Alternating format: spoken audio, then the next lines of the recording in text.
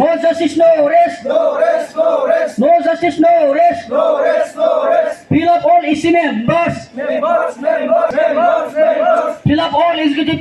council members. नभेम्बरनिफ्रायनो जोङो बे हाबाफारिखौ लाबोबाय थादों दा बेखायनो दिनैनि बे हाबाफारिनि गेजेरजों जोङो बेखौनो खावलायगोन दि थाबैनो जाहाथे जोंनि बे जि दाबिफोर बेखौ जाहाथे सुफुङो जों मेम'रेन्डामखौ अलरेडि CMनो आरो मानगोनां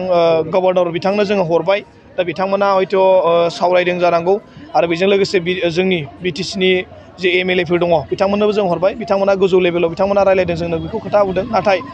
जों एसेबां थाबै जों जाफुंनायखौ जों नुवाखै दा बेखायनो जों मानगोनां BTRनि चिफ बिथांखौबो थाबैनो जाहाथे नैबे जेंनानि सायाव सावरायो जाहाथे बेखौ जों लुबैदों मानो होनबा बिथाङाबो सासे फरायसाफोरनि जोंनिनो दैदेनखामोन बिथाङा जोंनि जेंनाखौ हयथ' मोजाङै बुजिगौ दा बेखायनो जों लुबैदों थाबैनो जाहाथे बे जेंनाखौ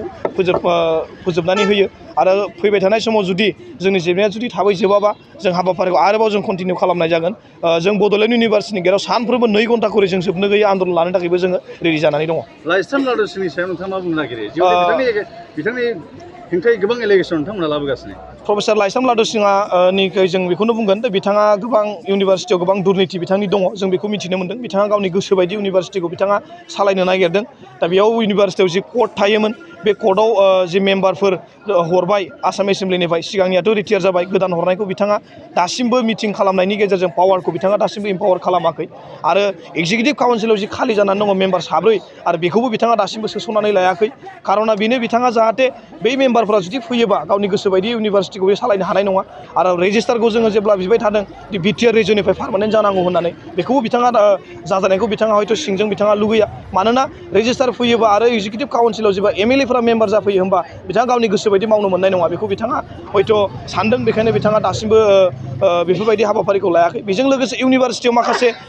सिङाव माखासे डेभेलपमेन्टनि खामानिफोर जायो जोंनि मिथिनायाव बेखौबो बिथाङा सावरायालासिनो हारसिङै गोसो बायदि बेखौ हयथ' खालामो आरो बेजों लोगोसे दाख्लैबावै एसिस्टेन्ट प्रफेसर आरो प्रफेसरनि मोनसे इन्टारभिउ जादोंमोन बे इन्टारभिउ जानायाव जों मिथिदों सासे खाख्लारि टाइटेलनि स्टुडेन्टमोन BBA डिपार्टमेन्टनि बेखौ बिथाङा इन्टारभिउआव जिरायनो होआलासिनो सिकिउरिटिनि प्रब्लेम जादों होनना रिजन देखायनानै गेटआव बिथांखौ गसंनानै दोनबाय उनाव जों मिथिबाय खिन्थु बिथाङा गावनि रुमाव गावनि केबिनाव बे इन्टारभिउखौ लादों होमबा दिनै बिथाङा गावनि मोनफ्रोम मानसिखौ लादों होनना जों खोनानो मोन्दों दा बेखायनो जों दिनै बिथांखौ